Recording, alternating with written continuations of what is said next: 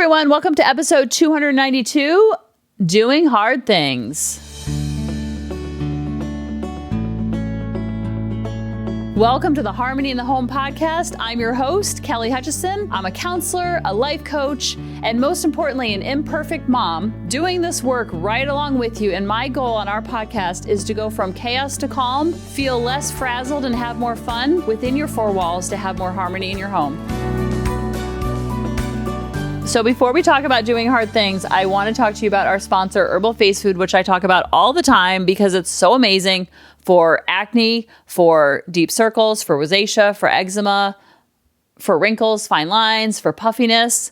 Go to herbalfacefood.com as a way to support the show and use the coupon code HARMONY20 and let me know what you think. Even if you just get a bar of soap, you're helping the show keep the lights on. So our podcast does not have to be behind a paywall, which I do not want to do.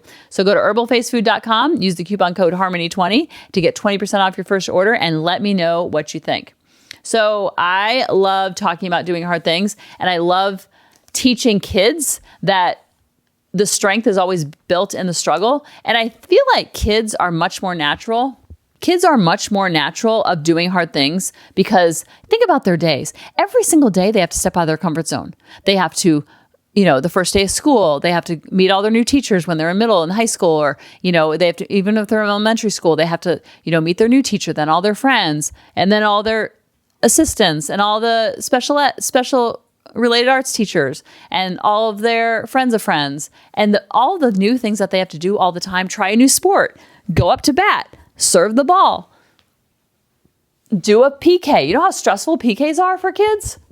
But they just kind of show up and do it. Because they don't know any different. All their friends are doing it too. So it's almost like a positive peer pressure. It's like, oh, this is really scary and hard. But guess what? That's all I do is scary and hard every single day. But right when we get around like 25, 30, all of a sudden doing hard things is not very fun anymore. It's not very natural. It was never fun when we were kids, but it just felt natural because everybody else was doing it. And it's kind of like you're just always progressing and looking to the next level. But then when you become a grown up, all of a sudden that going to the next level stops. And your growth and your forward thinking stops because think about in first grade, all you're thinking about is going to second grade. In second grade, all you're going to think about going to third grade. Third grade, all you're thinking about going to fourth grade. I feel like I'm an auctioneer. And for 42, and 52, 50. And so that's how we are naturally growing up, is always looking to the future. And then we get married, we have kids, and we feel settled. And then there's the engagement, then there's the whirlwind of the wedding, and then we got to get pregnant, and then we have the babies, and then we was like, oh my gosh, this is so hard. And then all of a sudden, it's like all the focus goes to the kids and their sports, and then there's no more forward thinking for the parents. It's like all of a sudden, we almost give them the baton of growth and doing hard things. We give that to our kids, and then we just kind of like sit back in the bleachers and we just coast, and we don't do nothing. Now that's a little extreme, but that's essentially what we do is we do hard things our whole life, and we're always forward thinking, thinking about our future self, and thinking about getting into college, and thinking about after college, how we're going to act in college so we can set ourselves up for success and being get our grown-up job. And that kind of just stops after kids, or like in your 20s or 30s.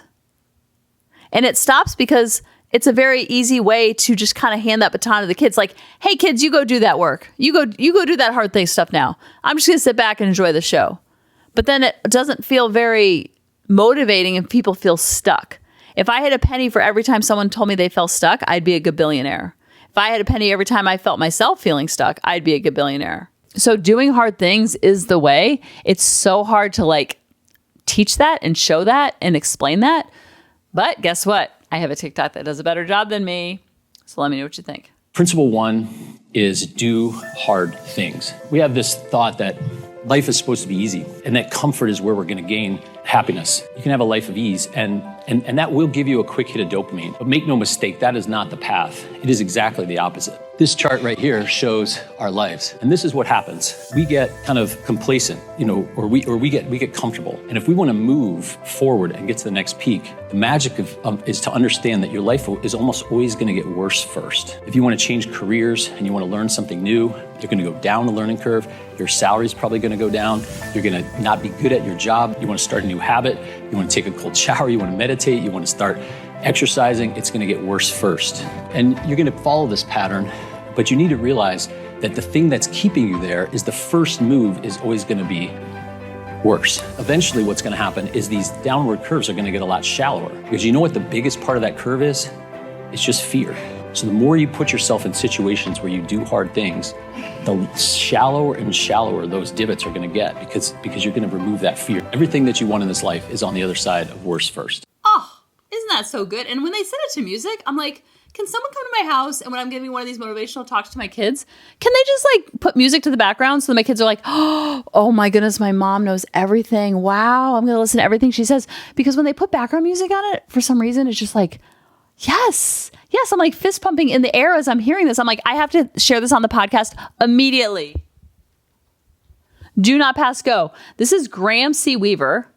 He says, our brains are programmed for comfort and immediate gratification, but this approach rarely yields sustainable success. When you're considering making a positive change in your life, it's crucial to accept that things will always get worse before they get better. Well, that's reassuring, Graham, but it's so true. That's me talking, not him. If you can push through this initial difficulty and fear, doing hard things and making positive changes will become increasingly easier.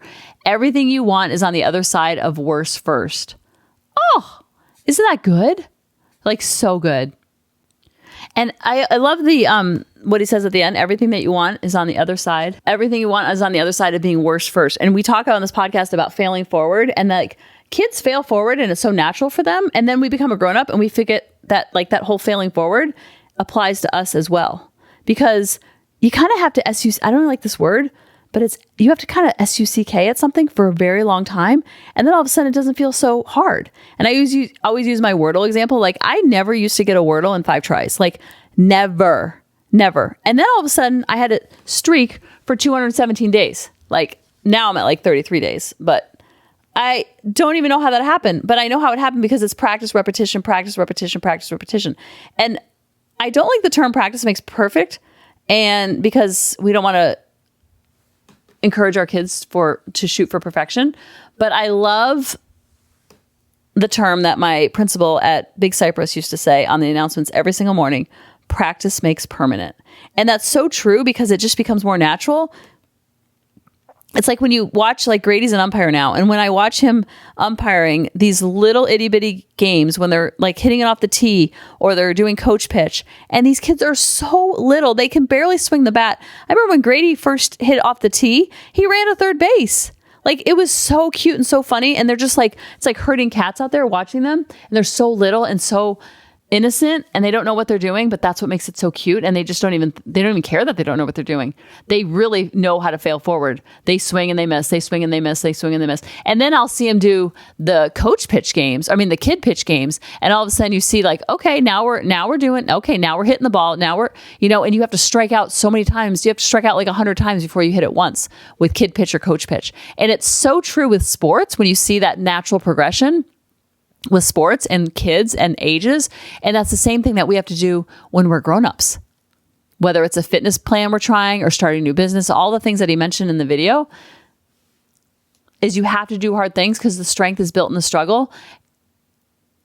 And then it doesn't feel so hard. And that feeling of like, it's going to be hard in the beginning and you have to SUCK a lot of it at the beginning, just like kids do when they're playing t-ball and then they go to little league and then they go to coach pitch and then they go to kid pitch and then they go to the minors and then they go to the majors. Like you can see that progression there and just know that same progression happens whatever new skill you're trying to do, whether it's running. Like I had taken such a hiatus because I was in like this grief pit of just quicksand that I couldn't even like move my body. And so I lost all the momentum and all that routine and all that systems I had built up for decades. And it was just gone in a flash. And it was so hard for me to get back going. And it was that merry-go-round analogy. And just walk out the door was the exact mantra I needed to just walk, just become like, I just wanted to just get my fitness level back. But you can't go straight from grief, quicksand hole to running a marathon or running a half marathon. And I'm signed up for a half marathon now. And like, if you would have looked at me 6 months ago, you'd be like, girl, you're going to get hurt if you do that. Like, that is not safe. Like, yeah, it's good to step out of your comfort zone, but let's not step out the window of the 3rd floor building because that's not safe. Hello, let's build up to it a little bit. So I just started walking and then I became like Forrest Gump in my walking. And then I was getting up so early just to walk because I knew I wanted to do 75 hard, but I didn't want to go from zero of the grief pit of quicksand. I didn't want to go from that to 75 hard and get injured, because that's what I did with pickleball. I had never played pickleball. I went to a lesson, I became addicted, and I was playing for hours every day. And I call it pickleback. I mean, my back was jacked up, and it was from going from zero to nothing. And so whenever you are starting something new, just know that there's a progression, and you're going to have to SUCK it at first, just like you're going to have to feel that discomfort, and you're going to have to feel that awfulness in the beginning and that exhaustion from whether it's a new fitness plan or, not being able to run a mile to all of a sudden signing up for a half marathon. Doesn't happen overnight. That happens with slow progression over time, and building that routines and building that systems, and then plugging yourself into the system versus you creating the system every single day. Have recurring events, have a calendar, have things that you check off, because then you can get that dopamine hit when you check things off. That's why sometimes when you have a to-do list and then you do something like you clean out your car and it wasn't on your to-do list, all of a sudden, some people clean out the car just to cross it off. Why? Because that's a dopamine hit. It's a way to feel inner pride, and that there's nothing wrong with that. But you can give that to yourself when you have systems and you have routines and you're checking that off. And then guess what? You teach that to your kids. You teach that to your spouse. You teach that to your friends around you. You don't teach it by telling them. You teach it by modeling and embodying it. When you model and embody it for them, then it becomes natural. It's all they know because that's all they see. And then you're focused on your side of the street and not so focused on their side of the street, and you get some of your power back. Because a lot of times we're giving a lot of power to other people, wanting them to change, wanting them to follow our manual, wanting them to do all the things just the right way. And when they don't do it the right way, we take it as a personal front that there's something wrong with us. And if they loved us, they would. And then we lose the plot, because that is not their job to fill up our cup. That is our job to fill up our cup. And then we get to fill up other cups based on our overflow. And then guess what? It's a lot more fun to be in a relationship with each other, because you don't have this manual and expectations and do this, do this, do this. You're just like, all you have to do is be you. Be you, boo. And then guess what? All you have to do in that relationship is be you. And there's nothing more freeing and more loving to do that, to give that gift to someone else. And then everybody has a lot more fun in the four walls, and you have much more harmony in the home. I love you guys, and I'll talk to you next week. Bye-bye.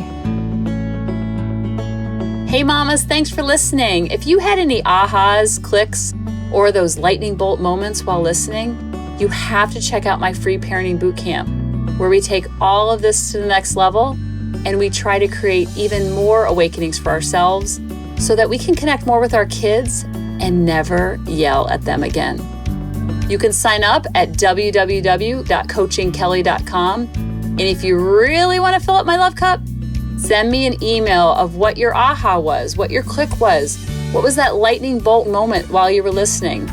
I want nothing more in life than for you to have harmony in your home and to learn how to be an imperfect mom like me, which allows your kids to be imperfect too, each and every day. Thanks for listening.